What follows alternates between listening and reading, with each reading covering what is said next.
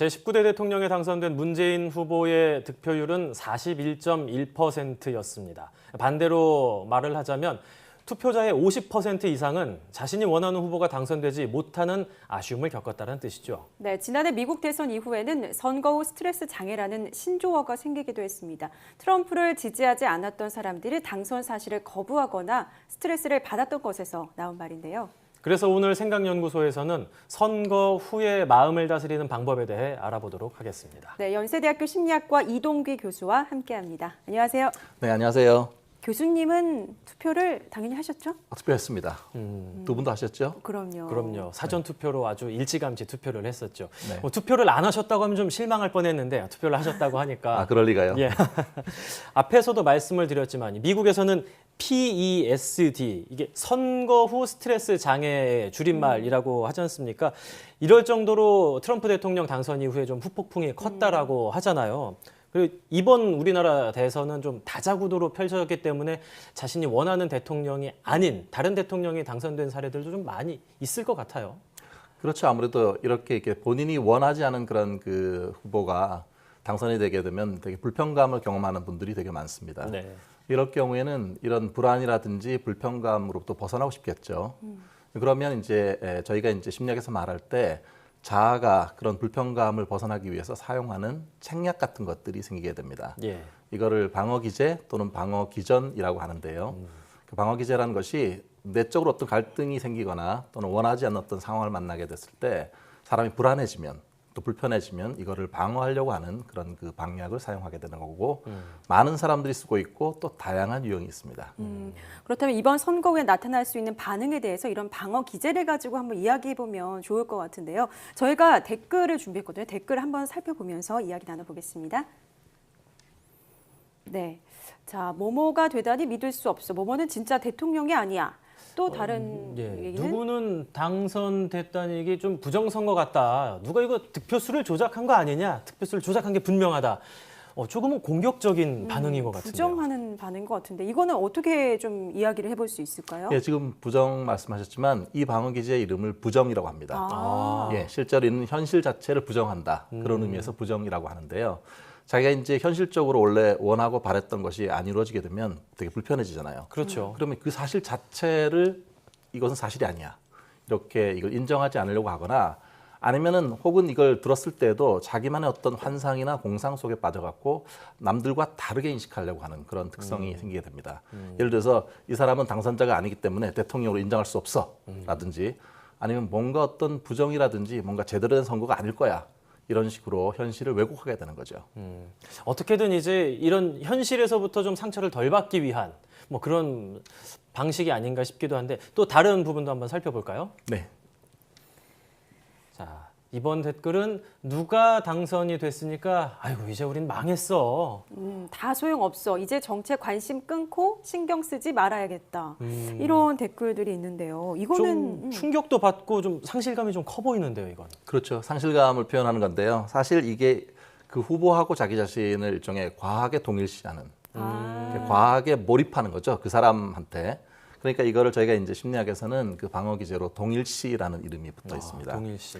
그래서 자기가 생각했던 인물하고 자기하고 이거를 한 몸, 한 사람으로 생각을 하니까 마치 내가 선거에서 실제로 진 것 같은 그런 불편감을 경험하게 되는 거죠.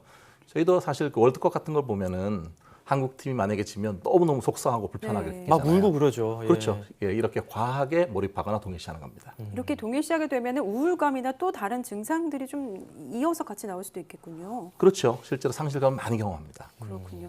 또 다른 댓글 저희가 한번 또 살펴보면서 이야기 나눠보겠습니다. 자, 어떤 댓글들이 있을까요? 나라 꼴 잘 돌아가는군. 뭐뭇이 당선됐는데 길거리에서 웃으면서 담배를 펴? 저런 놈들도 다 문제야. 굉장히 화가 많이 난 것 같네요. 실제로 이게 상당히 화풀이하는 그런 거잖아요. 그래서 저희가 이제 흔한 말로 종로에서 뺨 맞고 한강 가서 화풀이한다 이럴 때 쓰는 건데요. 심리학에서는 이런 거를 전위 또는 치환이라고 합니다. 실제로는 자기가 이제 느끼는 불편감을 전혀 상관이 없는 다른 대상한테 이거를 잘못 분출하는 거죠. 그래서 내가 원하는 후보자가 당선이 안 되니까 이 생긴 그 불만이나 화를 주변에 좀 만만한 사람 특히 그 위협적인 사람 말고 만만한 사람을 찾아가지고 만만한 사람을, 화풀이를 하는 거죠. 예를 들어서 보통 직장 상사한테 호되게 혼나거나 어떻습니까? 아무 말 못하고 있다 집에 와서 가족들한테 화풀이하는 그런 거랑 비슷한 거라고 할 수 있겠죠. 이런 화풀이 과정 같은 게 사실 좀 많이 일어나게 된다면 상대적으로 좀 약자인 뭐 노년층이라거나 아니면 여성 아니면 뭐 외국인들 이런 소수자한테 화풀이를 좀 할 확률이 또 더 높아지겠네요. 예, 말씀드린 것처럼 훨씬 위협감이 없는 만만한 대상, 주변 사람한테 화풀이합니다. 저희가 이제 알아본 댓글 세 가지 유형들 보니까 부정을 하고 또 뭐 상실감 같은 것 때문에 상처를 또 입고 또 마지막에 지금 본 게 화풀이 같은 거지 않습니까? 이런 상태 좀 오래 유지되면 결코 자신에게 좋을 것 같지 않거든요. 별로 좋지 않겠죠. 예. 이런 경우는 현실의 그 불편함을 피하려고 하다 보니까 예. 사실 현실이 있는 그대로 보는 게 아니라 현실을 어떤 면에서 왜곡하는 거지 않습니까? 근데 이제 이게 어느 순간에는 자기가 현실을 직면할 수밖에 없게 되니까 이게 불편감이 확 몰려서 모아서 한꺼번에 이렇게 불편감을 경험하게 되거든요. 그래서 이게 이제 사람에 따라서는 두 가지 방향으로 나타날 수가 있습니다. 어떤 경우 이 화라든지 불편감이 바깥으로 나가게 되면 다른 사람하고 싸우거나 갈등을 하게 되고요. 예. 만약에 화라고 하는 것이 자기 내부로 들어오게 되면은 우울해지거나 아니면 심하게 무력감을 경험하는 그런 경우도 많이 보고되고 있습니다. 그렇군요.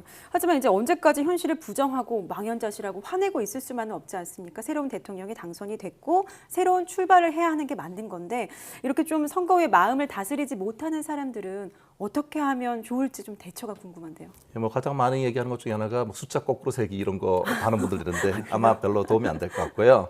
이럴 경우 저희가 심리학에서 추천하는 하나의 어떤 효과가 벽에 붙은 파리 효과라는 게 있습니다. 벽에 붙은 파리. 예, 잘 이해가 되기 어려울 것 같은데요. 예. 사실 벽 한쪽에 파리가 이렇게 지켜보고 있는 거를 상상하시면 되겠습니다.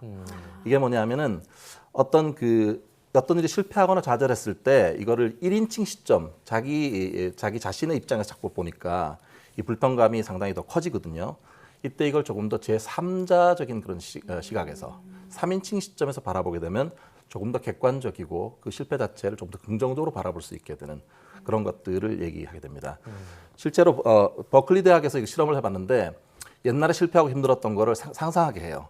근데 그거를 1인칭 시점에 상상하게 되면은 혈압이라든지 여러 가지 지수 같은 것들이 확 올라갑니다. 그렇죠. 예. 그런데 그거를 그 자신이 아니라 제3자가 바라보게 하는 실험을 했더니 가라앉는 거예요, 이게. 예, 그런 차이가 있습니다. 이게 상당히 좀 연습이 많이 필요할 것 같아요. 처음 해보는 사람한테 객관적으로 생각을 해보십시오 하면 그게 잘 안 될 거 아니에요. 연습이 좀 많이 필요할 것 같은데 그렇다면 이걸 응용해서 스트레스를 낮추고 현실을 좀 받아들이기 위해 어떤 식으로 마음가짐을 갖는 게 좋을까요? 일단 그럴 수 있다는 가능성을 알고 있는 게 중요하겠죠. 예, 알고 있는 게 되게 중요하고 당분간 불편함이 지속될 거예요. 그럴 경우에는 주변에 자기랑 같은 후보를 찍었던 그런 분들과 얘기를 같이 나누는 게 좋습니다. 다만 술을 같이 드시는 건 좋지 않아요. 훨씬 더 또 과격한 행동 같은 걸 할 수가 있기 때문에 또 하나는 소중한 권리를 소신 투표를 했다는 걸 기억을 하고요. 남과 다르다고 하는 것이 틀린 게 아니지 않습니까? 선거 후에는 우리 모두가 하나의 통합된 그런 국민으로서 함께 일하는 그런 마음을 갖는 게 중요할 것 같아요. 사실 투표라는 게 그 자체로 끝이 아니지 않습니까? 네. 그래서 이걸 바탕으로 우리 사회가 어떻게 바뀔 수 있다 이걸 기대하고 투표를 하는 거기 때문에 이 투표 자체가 끝이 아니라는 생각하는 건 굉장히 중요할 것 같다는 이런 생각이 그렇죠. 우리 모두가 한국인이니까요. 자, 이렇게 해서 생각연구소 연세대학교 심리학과 이동규 교수와 이야기 나눴습니다. 교수님 오늘 말씀 감사합니다. 감사합니다. 감사합니다.